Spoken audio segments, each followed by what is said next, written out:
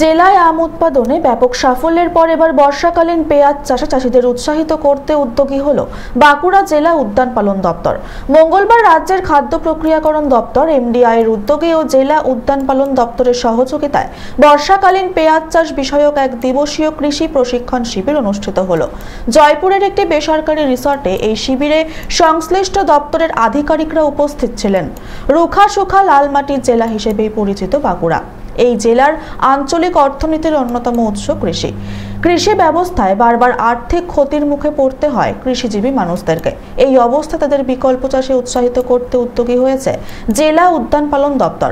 জেলা উদ্যান পালন দপ্তর সূত্রে জানানো হয়েছে, এই চাষে সেভাবে সেচের জলের প্রয়োজন হয় না। একদিকে ডাঙা জমি, অন্যদিকে অল্প জলেই চাষ করা সম্ভব। এমনকি এই চাষ করে যখন ফসল উঠবে তখন বাজারে পেঁয়াজের দাম তুলনামূলক বেশি থাকে, ফলে লাভের পরিমাণও বাড়বে। এই চাষে চাষিদের উৎসাহ দানের পাশাপাশি পেঁয়াজ বীজও সরবরাহ করা হচ্ছে। চলতি বছরে 13,000 বিঘা জমিতে এই পেঁয়াজ চাষের লক্ষ্যমাত্রা রাখা হয়েছে। এই কাজে সফল হলে আগামী দিনে বাইরে থেকে আর পেঁয়াজ আমদানি করার প্রয়োজন পড়বে না বলেই জানানো হয়েছে।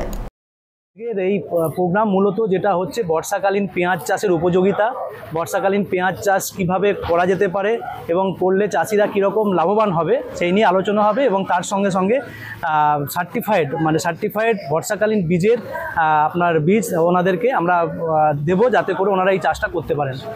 দেওয়া হবে প্রায় 100 জনকে দেওয়া হবে। এবং তারপরেও আজকে এই প্রোগ্রামে দেওয়া হচ্ছে জয়পুর, এটা পঞ্চায়েত সমিতির এরিয়ায়। বাকি সারা বাঁকুড়া জেলা জুড়েই কিন্তু পরপর দেওয়া হবে এই বীজ। অনেক উপকার পাবে আপনার। এই সময় পেঁয়াজ চাষ করলে যখন পেঁয়াজটা উঠবে তখন কিন্তু দাম অনেক বেশি থাকবে পেঁয়াজের। ফলত আপনার সেই জায়গাটা আমরা আসলে চাষিদের মধ্যে সেই অ্যাওয়ারনেস এখনও অতটা তৈরি হয়নি, সেই জন্য অন্য কিছু চাষ করে। বাট এই পেঁয়াজ চাষ করলে কীরকম লাভবান হতে পারে এবং সেখান থেকে আপনার কীরকম তারা আয় করতে পারবে সেটা কিন্তু আজকে এখানে আলোচনা হবে। এবং আস্তে আস্তে এই বর্ষাকালীন পেঁয়াজ চাষের যাতে বাড়ে আমাদের পশ্চিমবঙ্গে, তার জন্য আমরা চেষ্টা করছি। এটা তার ক্ষুদ্র প্রয়াস একটা। উঁচু জমি যেখানে আপনার জল দাঁড়াবে না পেঁয়াজ চাষ করার জন্য একটাই। এখানে এসেছি ওই তোমার পেঁয়াজ বীজ শিবিরের যে একটা অনুষ্ঠান আছে সেই জন্য এখানকে এসেছি। পেঁয়াজ বর্ষাকালীন যে পেঁয়াজটা চাষ হচ্ছে সেটা নিয়ে কিছু বক্তব্য বাবুরা করছেন, সেটার জন্যে পেঁয়াজ বীজটা নিলাম। তো আমার বন্ধুর একটা ডাঙা আছে, মানে বালিগছের মাটি। তো এবার চাষটা প্রথম করবো, এই চাষ করা হয়নি।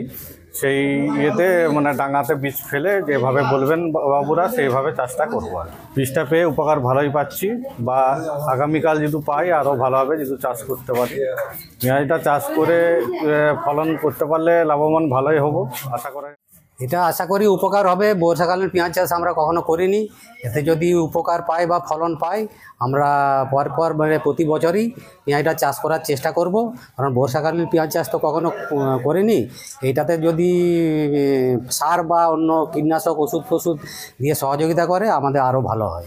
এখন তো লাগাই না, আশা করি পেঁয়াজের যা দাম হচ্ছে আশা করি পেতে পারি মনে হচ্ছে। বাঁকুড়া থেকে নবেন্দু হাটের রিপোর্ট, চ্যানেল 24/7।